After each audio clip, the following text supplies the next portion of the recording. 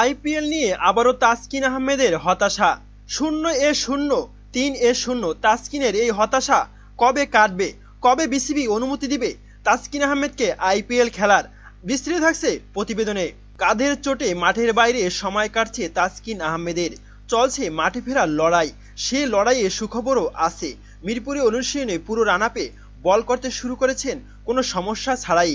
তাসকিনের আশা আসন্ন বিপিএল দিয়ে ফিরতে পারবেন মাঠে, কিন্তু আশার পিঠে আছে একরাশ হতাশাও, যেটা আসলে গত কয়েক বছর ধরেই তাকে তাড়িয়ে বেড়াচ্ছেন বাংলাদেশের এই পেসারকে।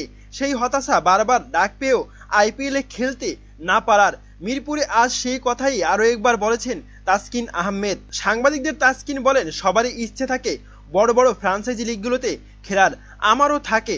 ফ্রাঞ্চাইজি লিগগুলো বারবার মিস করতে অবশ্য ভালো লাগে না, কিন্তু বিপিএলটাই টার্গেট। বিপিএল দিয়ে আবারও শুরু করা এবং বিপিএল আসতে এখনো প্রায় 2 সপ্তাহের বেশি বাকি। ইচ্ছা আছে নতুন বছরে শুরুটা ভালো করার। তবে আইপিএল এর নিলামে এবার 75 লাখ রুপি ভিত্তিমূল্যে ধরা হয়েছিল তাসকিনের। বাংলাদেশ দলের আরেক পেশা শরীফুল ইসলামের ভিত্তিমূল্য ছিল 50 লাখ রুপি, কিন্তু বিসিবি আগেই বিসিসিআইকে জানিয়ে দেয় জাতীয় দলের ব্যস্ততা থাকবে বলে দুজনের কেউই 2024 সালের আইপিএল খেলতে পারবেন না। তাসকিনের আক্ষেপ করে বলেছেন, এ নিয়ে 3 বার সুযোগ এসেছে, এবারও মিস হলো। শুধু আইপিএল নয়, বিভিন্ন লিগ থেকেই প্রস্তাব আসে, কিন্তু বোর্ড বিভিন্ন কারণে ছাড়পত্র দিতে চায় না। কারণ খেলাও থাকে, আবার স্বাস্থ্যগত ব্যাপারও আছে। সবকিছু মিলিয়ে আইপিএল খেলার ব্যাপারে এবারও বিসিবির সঙ্গে কথা বলেছেন বলে জানিয়েছেন তাসকিন। বিসিবি বলেছে বিবেচনা করে দেখবে। তাসকিনও তাকিয়ে আছে সেদিকে। এ নিয়ে 3 বার সুযোগ এলো, এবারও মিস হলো। আশা নিয়ে আসি, ভবিষ্যতে হয়তো আবারও সুযোগ আসবে। কাঁধের চোট নিয়ে অবশ্য তিনি ভালো খবরই দিয়েছেন। পুরো রানাপে বোলিং করতে শুরু করেছেন কোনো সমস্যা ছাড়াই।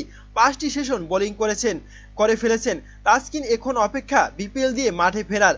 আর আগের চেয়ে আল্লাহর রহমতে ভালো আছি, অনেক ভালো। বিপিএলটাই মূল টার্গেট। বিপিএল দিয়ে আবারও শুরু করা হবে। বিপিএল আসতে এখনো প্রায় 2 সপ্তাহ বাকি আছে। ইচ্ছা আছে নতুন বছরের শুরুটা ভালো করার। তবে চোটের সমস্যার কারণে সদ্য সমাপ্ত নিউজিল্যান্ড সিরিজে নিজে খেলতে পারেননি। তবে নিজে যেহেতু পেসার, সফরে বাংলাদেশ দশের পেসারদের পারফরমেন্সটা তাসকিন উপভোগ করেছেন এবং দেশে বসেই সেটা খুব স্বস্তির।